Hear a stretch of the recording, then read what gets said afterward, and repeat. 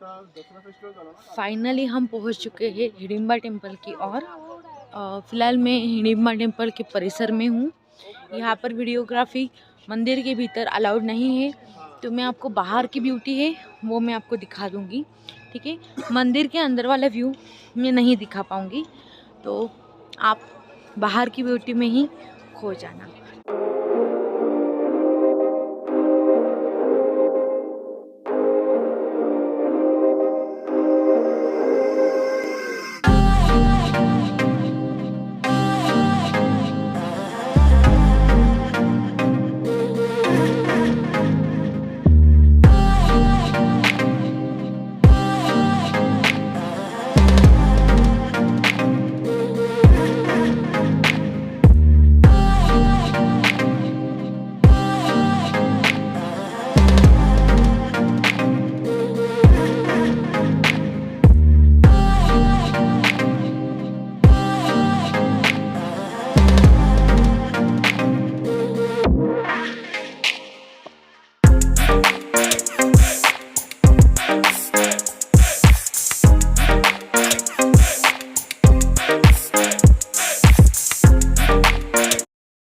में यहाँ का जो राजा था राय बहादुर सिंह, उसने इसका निर्माण किया है।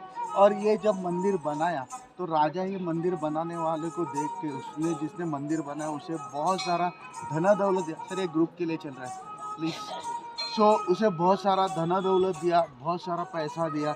लेकिन राजा के मन में ख्याल एक आया कि ये जो मंदिर है, ये अगर इतना अच्छा मंदिर जो कि आगे जाके मेरे राज्य का आइकॉन बनने वाला है, ये जो कारागिर है ये आगे जाके बहुत कुछ ऐसे मंदिर बना सकता है। तो राजा ने उसे धना दौलत तो दिया, लेकिन उसका बायां हाथ जो था वो काट के ले लिया। उसके बाद वो जो कारागिर था वो इतना कुशल था कि उसने यहाँ से आगे 149 किलोमीटर की दूरी पर त्रिलोकीनाथ इस जगह पे त्रैलोकीनाथ भगवान यानी भगवान शंकर का इससे भी अच्छा मंदिर बनाया। वो जो त्रैलोकीनाथ ये जगह जो आती है त्रिलोकीनाथ, ये आती है लाहौल स्पीति डिस्ट्रिक्ट के अंदर। वहाँ पे उन्होंने उससे भी अच्छा मंदिर बनाया। उधर वहाँ के राजा के मन में भी सेम ख्याल आया कि एक हाथ ना होते हुए भी इसने इतना अच्छा मंदिर बनाया है, तो ये आगे जाके बहुत कुछ कर सकते हैं। तो राजा ने उस कारागिर को बहुत सारा धना दौलत तो दिया, लेकिन उसका सिरच्छेद कर लिया, उसका सर काट लिया। ऐसे भी कथाएं यहाँ पे स्टोरी इसके बारे में बताई जाती है। यहाँ पे बेसिकली ये जो मंदिर है ये मनाली की ये जो मंदिर है ना, ये मनाली की ग्राम देवता है। और ये जो एरिया आप देख रहे हो इसे डोंगरी विहार के नाम से जाना जाता है। डोंगरी एक्चुअली देखा जाए तो एक पहाड़ी शब्द है। उसका अगर मीनिंग देखा जाए ना तो बड़ी बड़ी पत्थरों की शिलाएं आपको यहाँ पे दिखाई देगी। इसीलिए इसे डोंगरी विहार कहा जाता है। इसी के साथ यहाँ पे जो आप ये सब पेड़ देख रहे हो ये सभी के सभी देवदार वृक्ष के पेड़ हैं। और अप्रॉक्सीमेटली अगर इनका एज अगर आप देखोगे तो ये करीबन 200 से 250 साल ऐसे पुराने ये पेड़ आपको यहाँ पे देखने मिलेंगे। हमारे यहाँ पे पेड़ की आयु गिनने की एक तरह है कि पेड़ के अंदर जितने रिंग्स होते हैं उसके ऊपर उसका आयु गिना जाता है। लेकिन यहाँ पे एक अलग तरीका है। यहाँ पे ऐसे है कि आप अगर एक पेड़ को पूरी तरह से बाहों में ले पा रहे हो तो वो 50 ईयर्स ओल्ड माना जाता है। और अगर यहाँ के पेड़ के अगर मेन पार्ट्स अगर आप देखने जाओगे तो 5 से 6 लोग कम से कम लगेंगे एक पेड़ को बाहों में लेने के लिए।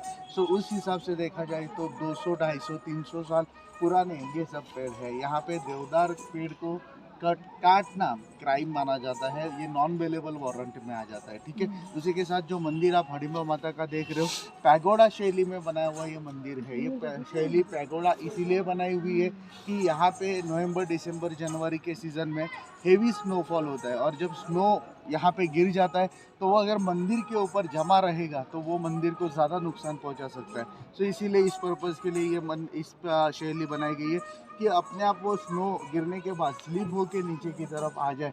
उसी के साथ आप अगर ऊपर की तरफ देखोगे तो आपको एक त्रिशूल नज़र आएगा एकदम ऊपर की तरफ। वो त्रिशूल लगाने का रीज़न ये है कि यहाँ पे रेनी सीज़न में लाइटनिंग बहुत ज़्यादा होती है। यहाँ पे वो जो वीज कहते हैं ना, वो गिरने की चांसेस बहुत ज़्यादा है। उससे नुकसान ना हो इसीलिए उससे लगाया गया है। उसी के साथ ये मंदिर के सामने की तरफ के जो सब पिलर्स है जिनके ऊपर कार्विंग की हुई आपको नज़र आएगी। सो ये सब कार्विंग किए हुए जो पिलर्स है उनके लिए अखरोट का पेड़ इस्तेमाल किया गया है, क्योंकि अखरोट का जो पेड़ होता है उसके ऊपर इजीली कार्विंग की जा सकती है। सो इसीलिए उसका इस्तेमाल है। उसी के साथ ऊपर की तरफ अंदर अगर आप देखोगे तो आपको नवग्रह निकाले हुए अंदर की तरफ देखने मिलेंगे। सो ये जो मंदिर है इसके बारे में और एक बात आपको बताऊंगा कि आप जब मंदिर के अंदर एंटर करने वाले हो, यह मंदिर 1500 के दशक में बनाया हुआ है, और जब आप एंटर करने वाले हो तो एंट्री का जो दरवाज़ा है उसके ऊपर गणपति का कार्विंग किया हुआ आपको नजर आएगा। सो वो 15 सेंचुरी में यहाँ पे गणपति जी का कार्विंग किया हुआ मंदिर का एंट्री है।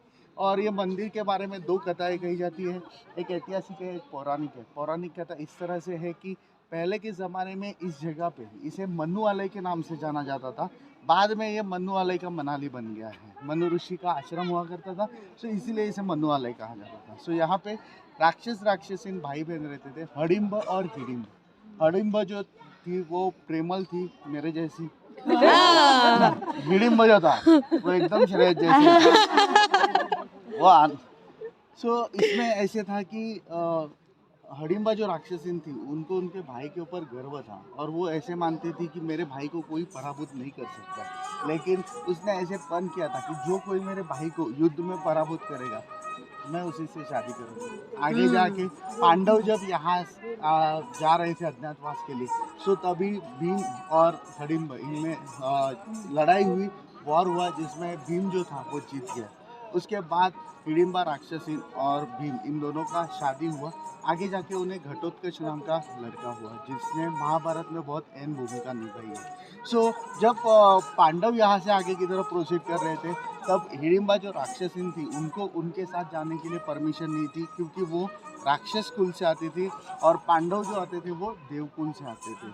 सो देवी ने यहाँ पे खड़े होकर तपश्चर्या की, और उनका जो कुल था वो देवकुल राक्षस कुल से देवकुल में बदला। सो इसीलिए अंदर की तरफ अगर देखने जाओगे तो मेन दर्शन यहाँ पे देवी के जो पैर के निशान हैं उनके दर्शन आपको अंदर की तरफ देखने मिलेंगे। तो ऐसे कहा जाता है कि वहाँ पे देवी माता जो है वो खड़ी थी और उन्होंने वो तपश्चर्या की थी। सो इसीलिए ये मंदिर यहाँ पे बनाया गया है, ऐसे यहाँ के लोगों का मानना है।